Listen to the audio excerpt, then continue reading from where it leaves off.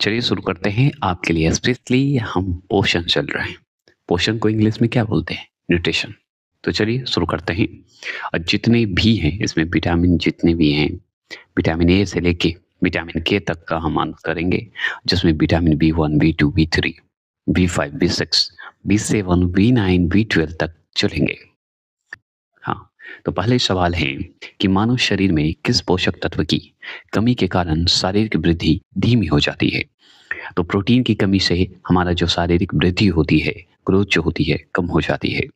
ठीक है? तो आपसे पूछेगा कौन-सा पोषक तत्व हम कम खाते हैं, जिसके कारण हमारे शरीर में वृद्धि नहीं होती? तो प्रोटीन की कमी से। अगर विटामिन ए का मुख्य स्रोत पूछते तो गाजर बताना है, क्योंकि गाजर में विटामिन ए आपको मिलेगा होगा। तो विटामिन ए का मुख्य स्रोत अगर पूछे तो गाजर।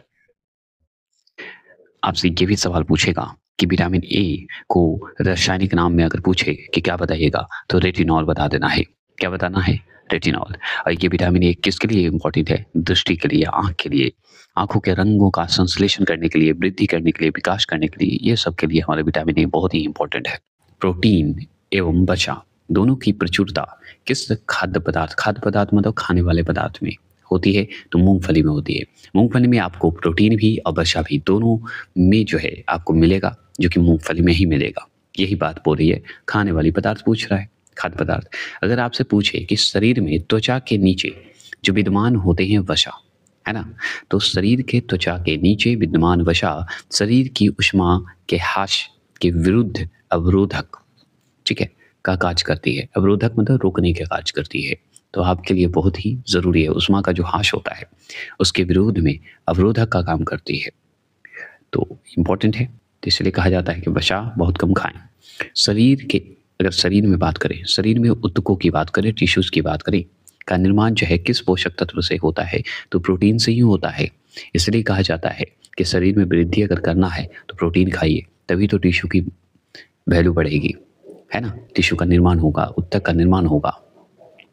आपसे और सवाल क्या पूछता है कि विटामिन का मतलब विटामिन को हार्मोन्स माना जाता है। क्या ये कौन से विटामिन को हार्मोन्स मानते हैं? जैसे देखिए विटामिन को हार्मोन्स के रूप में तो हम नहीं जानते, लेकिन आपसे पूछ रहा है कि किस विटामिन को हार्मोन्स माना जाता है, तो विटामिन डी को हम हार्मोन्स मानते हैं। किसे मानते हैं? विटामिन डी को। क्या मानते हैं? हार्मोन्स मानते हैं। ये बात भी आप जानते हैं।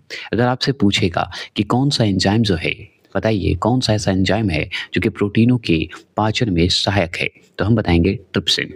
क्या नाम है? ट्रिप्सिन। आपसे पूछेगा ट्रिप्सिन क्या है बताइए, तो ये प्रोटीन के पाचन में सहायक होता है। तो ये क्या है ट्रिप्सिन? तो ये एंजाइम है ना? क्या है? एंजाइम है। ये भी बात सहमत। अगर आपसे पूछे समान क्रियाशील महिला के लिए, जो समान रूप से जेंडर रूप से क्रियाशील महिलाएँ काम करती हैं, उन महिलाओं के लिए प्रोटीन की उपयुक्त दैनिक मात्रा कितनी होनी चाहिए? तो लगभग 45 ग्राम होनी चाहिए, मतलब 45 ग्राम होनी चाहिए। तो 45 ग्राम जो है जेंडर जो हम लोग महिलाएँ हैं घर में काम करती हैं, जो भी महिलाएँ हैं, पुरुष की बात नहीं हो रही है, महिला की बात हो रही है, तो 45 ग्राम होनी चाहिए। तो आप बताइए कि पुरुष में कितनी होनी चाहिए?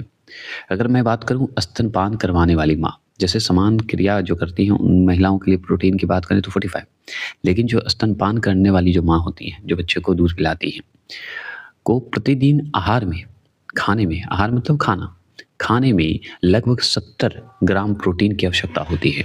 70 ग्राम प्रोटीन की आवश्यकता होती है। क्लियर? तो स्तनपान करने वाली जो दूध पिलाती है माँ, उनके लिए बहुत इम्पोर्टेंट है।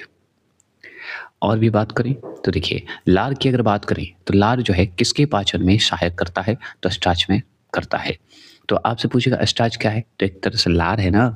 क्यों? क्योंकि लार जो होता है वो पाचन में सहायक होता है, हमारे जो भोजन है पचाने में सहायक करता है। तो लार स्टार्च को ही कहेंगे या स्टार्च है, तो लार का नाम स्टार्च, ऐसे याद कर लीजिए। याद करने से मतलब है ऑप्शन आपको आते ही याद होगा, ये मैं बता रहा हूँ।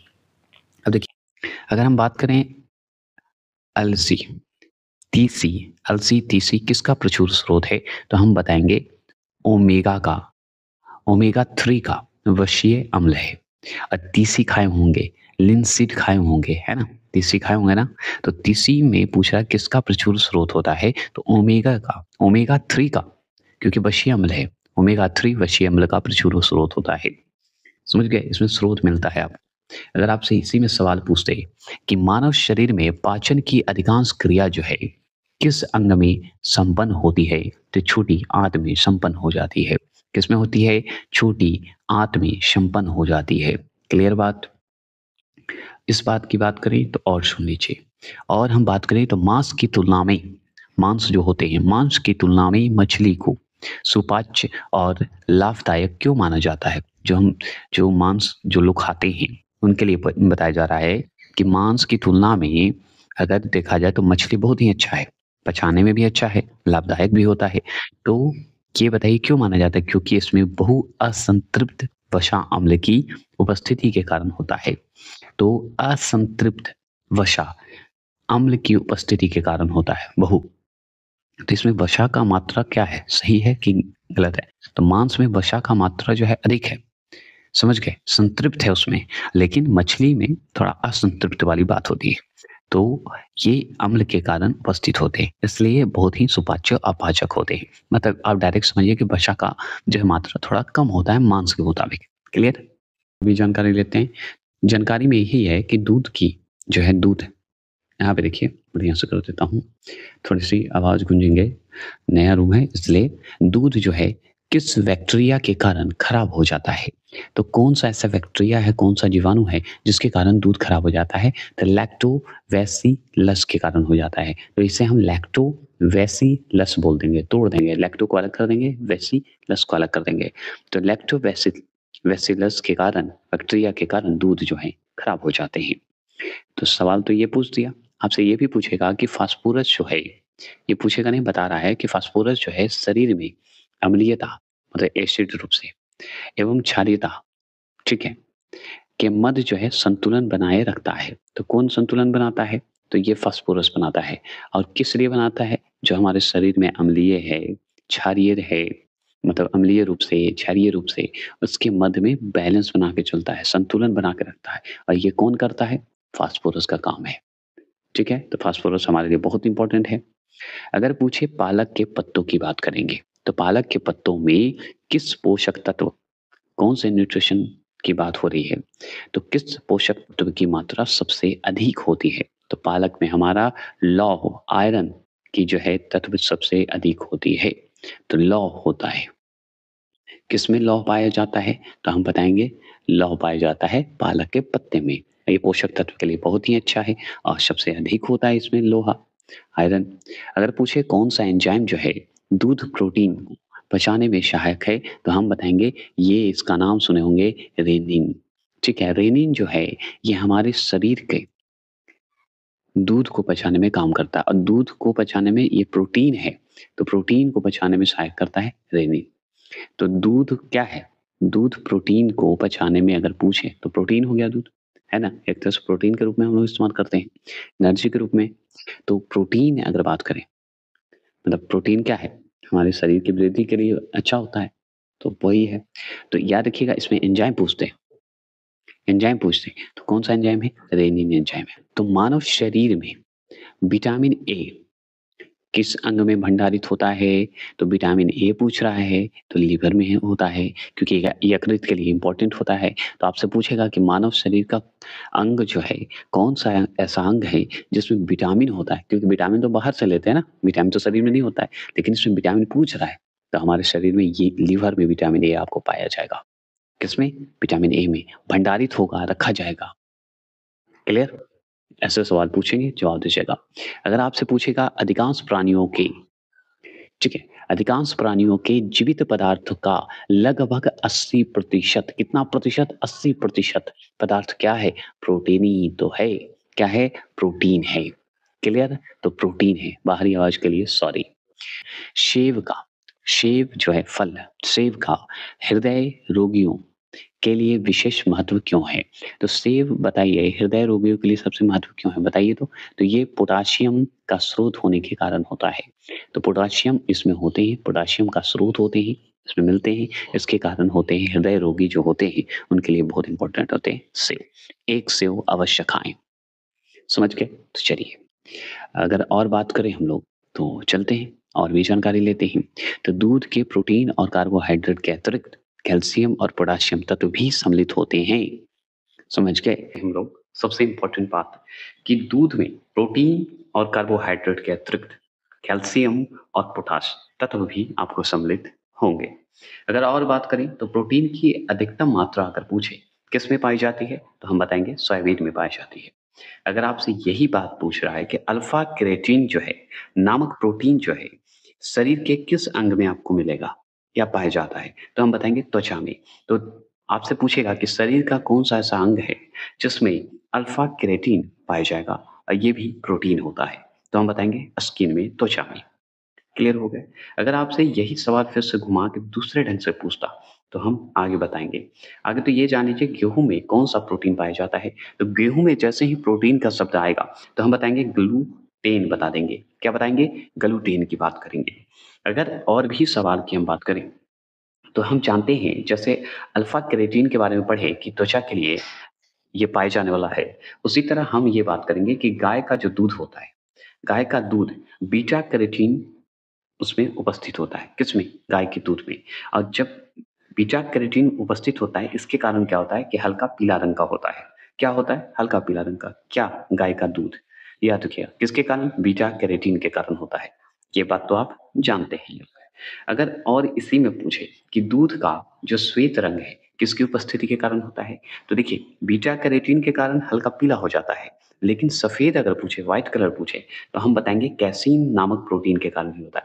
दोनों एक तरह से प्रोटीन का ही हिस्सा मान के चलिए, क्योंकि कैसीन नामक प्रोटीन के कारण उजला और बीटा कैरोटीन के नामक हल्के पीले रंग का हो जाता है। ये बात मान के चलिएगा।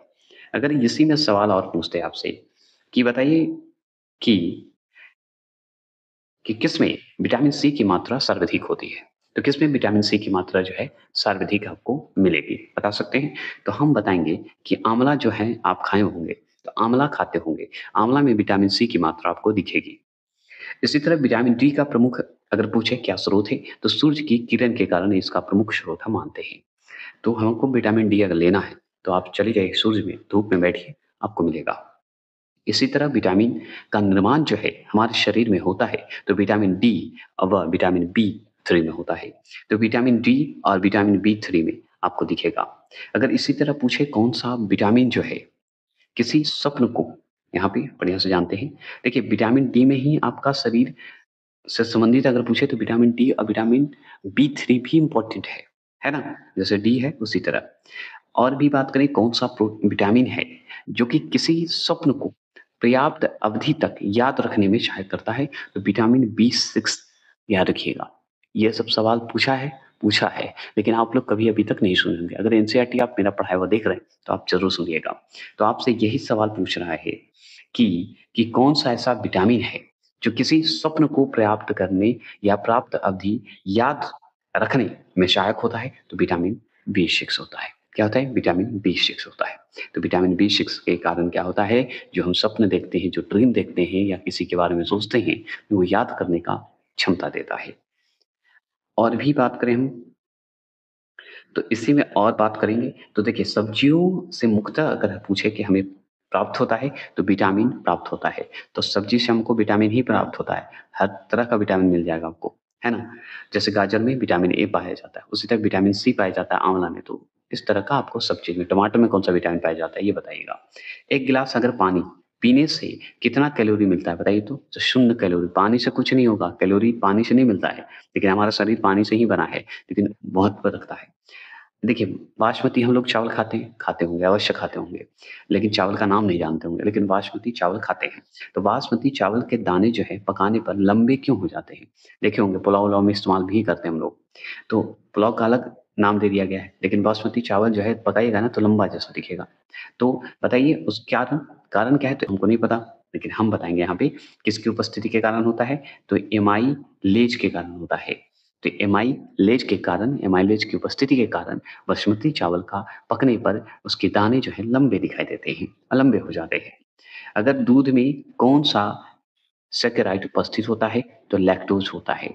लैक्टोज़ ही तो है कि जो कि उपस्थित होता है और इसी के कारण लैक्टोज़ सैकेराइड भी आप बोल सकते हैं। तो दूध में कौन-सा सैकेराइड उपस्थित है? तो लैक्टोज़ है।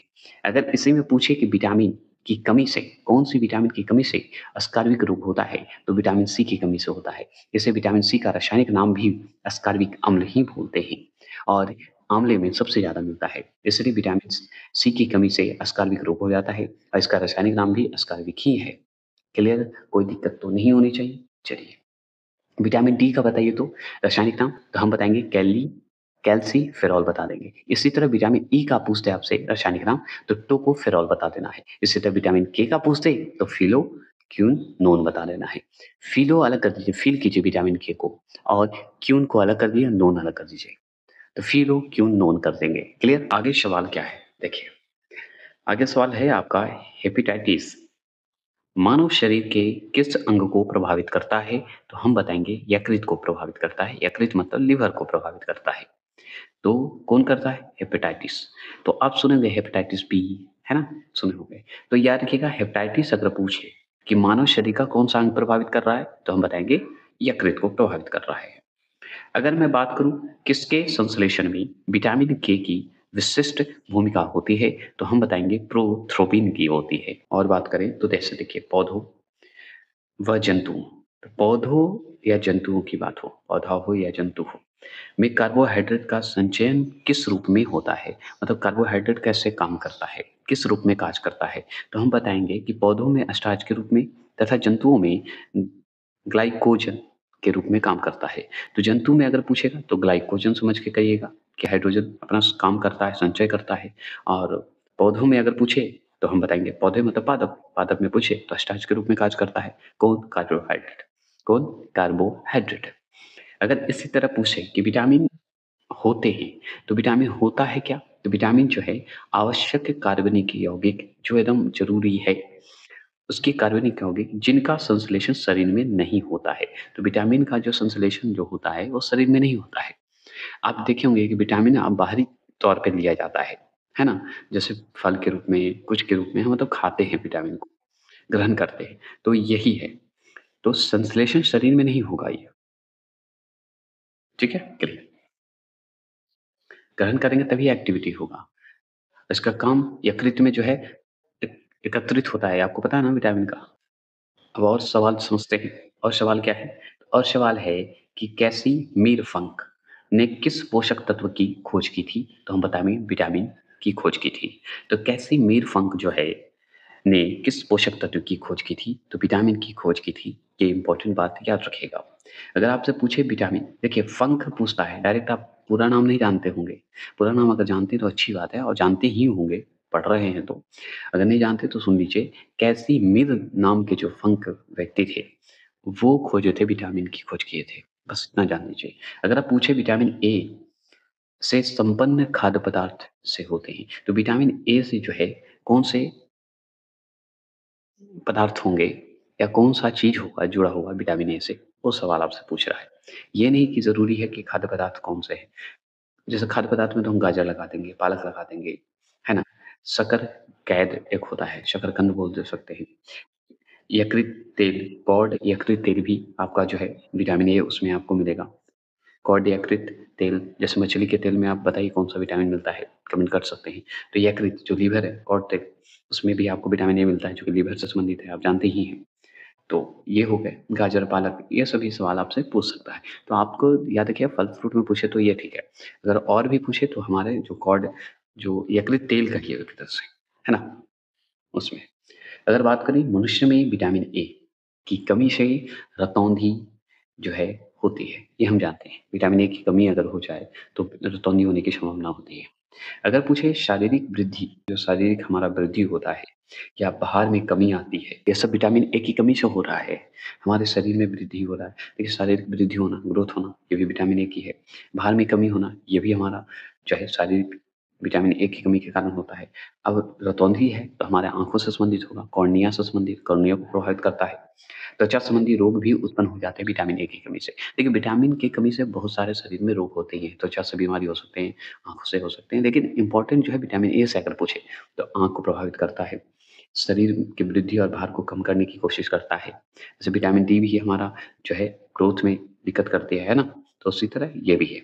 त्वचा संबंधी रोग बहुत सारे हैं, विटामिन बी के कारण बहुत सारे होते हैं, तो त्वचा रोग संबंधित एक ही कारण भी होता है, तो ये सब ध्यान रखना होगा। तो ए से पूछेगा तो त्वचा रोग भी आ जाएगा। ज़्यादातर रटौंधी सवाल पूछा हुआ आज तक, तो यही सवाल हम करेंगे। अगर आपसे पूछे कि विटामिन बी 12 का रासायनिक नाम अगर पूछे, तो विटामिन बी 12 का रासायनिक नाम मैंने बोला था। बताइए, विटामिन बी 6 का तो रासायनिक नाम आप जानेंगे।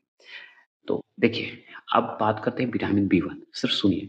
विटामिन बी 1 का रासायनिक नाम थायमिन, विटामिन बी 2 का रासायनिक नाम राइबोफ्लेविन, विटामिन बी 3 का रासायनिक नाम निको, याद किया, नियासिन बोल दीजिए विटामिन बी 3 का नाम, रासायनिक नाम, या निकोटीनिक अम्ल बोल दीजिए, ये भी विटामिन 3 का नाम है। अगर विटामिन बी 5 का पूछे तो पैंटोथेनिक बोल दीजिए। अगर विटामिन बी 6 का पूछते तो पाइरिडॉक्सिन बोल दीजिए। विटामिन बी 7 का पूछते तो हम बताएंगे बायोटीन बोल दीजिए। विटामिन बी 9 का पूछते तो फोलिक अम्ल समूह बोल दीजिए। उसी तरह विटामिन बी 12 का रासायनिक नाम बोल दे तो साइनो कोबालेमिन बोल दीजिए। तो साइनो कोबालेमिन, ये जो है विटामिन बी 12 का रासायनिक नाम है। बी 12 का रासायनिक नाम देखिए, बी 1 से लेके हम बी 12 तक चले आए। तो बी 12 का रासायनिक नाम पूछेगा तो क्या बताना है, साइनोकोबालेमिन बता देना है। तो साइनोकोबालेमिन किसका रासायनिक नाम है, किस विटामिन का नाम है, तो हम बताएंगे विटामिन बी 12 का है। तो ये बात है। अगर आप पूछे खट्टे फलों की बात करेंगे, जिसे हम खट्टा फल, जो खाने वाला खट्टा फल होता है, और तो खट्टा फल में कौन सा होगा, अम्ल जैसे हो गया, सेब में भी आपको खट्टा दिखता है, बैर आपका खट्टा होता है, लेकिन आंवला, आंवला में सबसे ज़्यादा विटामिन सी होता है। तो मतलब खट्टे फल में तो विटामिन सी आपको पाया जाएगा। तो खट्टे फल में कौन सा विटामिन, विटामिन सी। तो जहाँ पे खट्टा होगा, कोई भी खट्टा, थोड़ा सा खट्टा मीठा भी लगे तो भी उसमें विटामिन सी की मात्रा तो है ही, है ना। तो वही, अब जैसे कि मान लीजिए घाव होते हैं, जख्म जो होते हैं हमारे शरीर में, तो घाव के भरने में कौन-सा विटामिन सहायक होता है? विटामिन सी ही काम आता है। जो हमारे शरीर में जो जख्म होते हैं और उसे भरने का काम ही करता है विटामिन सी। अगर आपसे और सवाल पूछे, किलोसिस नामक रोग जो है किस विटामिन की कमी से होता है? तो विटामिन बी 2 से होता है। क्या होता है? विटामिन बी 2 से होता है। तो आपसे पूछ रहा है कि किलोसिस नामक रोग किस विटामिन की कमी से होता है? तो विटामिन बी 2 की कमी से हो जाता है। अगर आपसे पूछे थायमिन की बात करते हैं, तो थायमिन किसका रासायनिक रूप है? तो विटामिन बी 1 का है। तो थायमिन पूछे तो विटामिन बी 1, विटामिन बी 2 का पूछे तो किलो में उठा लीजिए, सिस बता दीजिए। लेकिन किलोसिस जो है नामक रोग है, जो कि विटामिन बी 2 की कमी से होता है। लेकिन विटामिन बी 2 का रासायनिक नाम अगर आपसे पूछेगा, तो क्या जवाब दीजिएगा? तो उससे बोलिएगा राइबोफ्लेविन बता देंगे, रासायनिक नाम। लेकिन यहाँ पे क्या है, विटामिन बी 1 में क्या पूछा है? रासायनिक नाम, तो थाइमीन बता देना है। तो थाइमीन किसका है? विटामिन बी 1 का नाम है, रासायनिक नाम है। अब विटामिन बी 1 से प्रभावित होने वाली रोग जो है, बेरी-बेरी रोग, हम जानते हैं।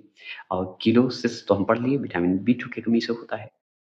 चलिए, और भी जानकारी लेते हैं। अब पता है, हम इतने विटामिन पढ़ते हैं, जिसमें बी और सी को छोड़कर सब जो है वसा के साथ संबंधित है। लेकिन बी और सी जो है, वो सिर्फ़ जल के साथ घुलते हैं। समझ गए? तो बी और सी वाले विटामिन आपको जल में घुलनशील मिलेगा, और बी और सी को छोड़कर कोई जल में नहीं घुल सकता विटामिन, और सब वसा में घुलेगा। लेकिन विटामिन बी और सी ये जल में घुलेगा ही घुलेगा। ठीक है? चलिए। तो विटामिन बी का रासायनिक नाम तो हम समझ गए, बहुत सारे हैं, 1, 2, 3 करके 12 तक हैं। और विटामिन सी का रासायनिक नाम बताइए, तो एस्कॉर्बिक अम्ल हम बोलते हैं, एस्कॉर्बिक अम्ल बोलते हैं। चलिए, एस्कॉर्बिक रोग भी होते हैं। और विटामिन तो बहुत सारे, विटामिन बी 1, बी 2, बी 3, तो ये तो हम शुरू में बताए थे। अब बात करते हैं हम लोग पेलाग्रा, पेलाग्रा और अस्कार्बिक नामक रोग, मतलब विटामिन सी की कमी से। लेकिन पेलाग्रा नामक रोग जो होता है, ग्रा रोग जो होता है, विटामिन बी 3 के कारण होता है। यही सवाल आपसे पूछ रहा है। तो पेलाग्रा अस्कार्बिक नामक रोग जो है किस विटामिन की कमी के कारण होता है? तो विटामिन बी 3 और विटामिन सी के कारण होता है। अगर विटामिन बी 3 का रासायनिक आप नाम पूछते तो नियासिन बताते हैं, है ना। और विटामिन बी 3 का अगर पूछे रासायनिक नाम तो हम बता देते हैं, क्या बताते हैं? अस्कार्बिक अम्ल बता देते हैं। अगर आपसे यही सवाल पूछे, विटामिन डी का रासायनिक नाम अगर पूछे क्या है, तो कैल्सिफेरॉल बता देंगे। क्या बताएँगे? कैल्सिफेरॉल बता देंगे।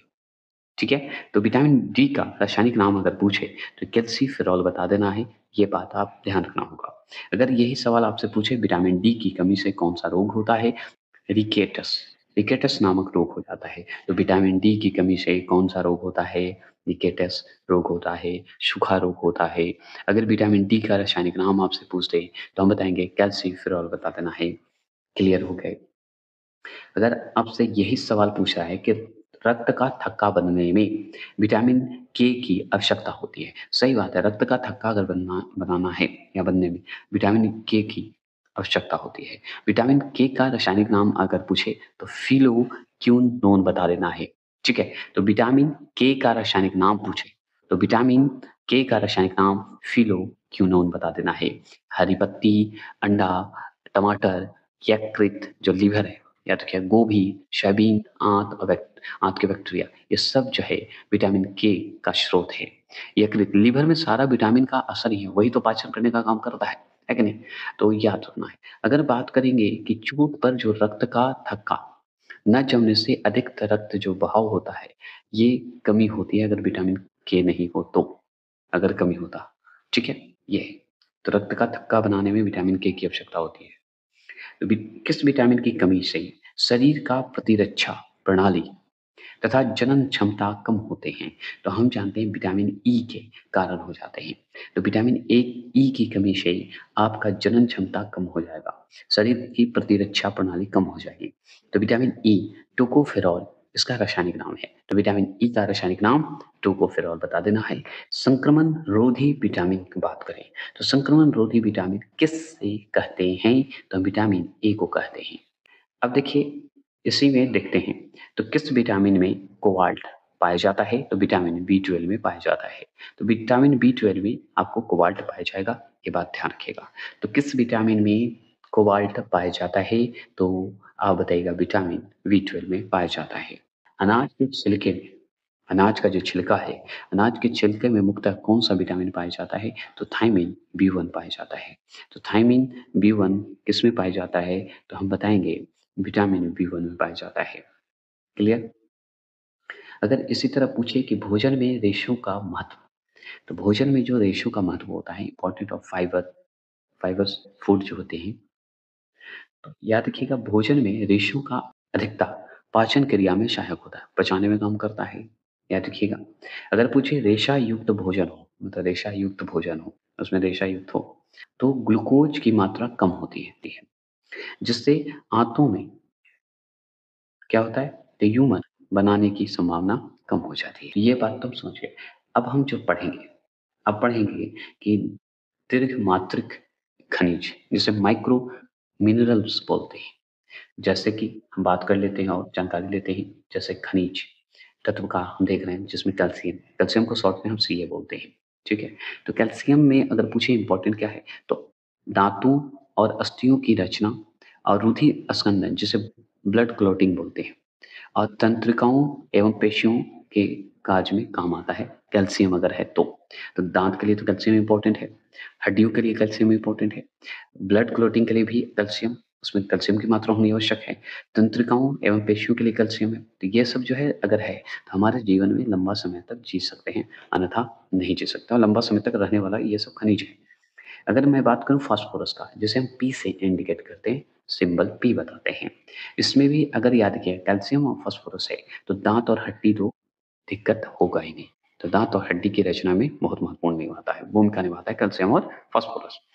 और अम्ल क्षार संतुलन, अम्ल और क्षार को संतुलन कौन बनाता है? फास्फोरस ही बनाता है ना, कैल्शियम नहीं, फास्फोरस बनाएगा। लेकिन दाँत और हड्डी के लिए दोनों ज़रूरी है, कैल्शियम और फास्फोरस। और एटीपी और डीएनए, एटीपी और डीएनए जो है, ये दोनों में काम आता है और काम करता है फास्फोरस, ठीक है? इसकी मात्रा होती है। अब जैसे गंधक, गंधक को हम सल्फर भी बोलते हैं, इससे इंडिकेट करते हैं।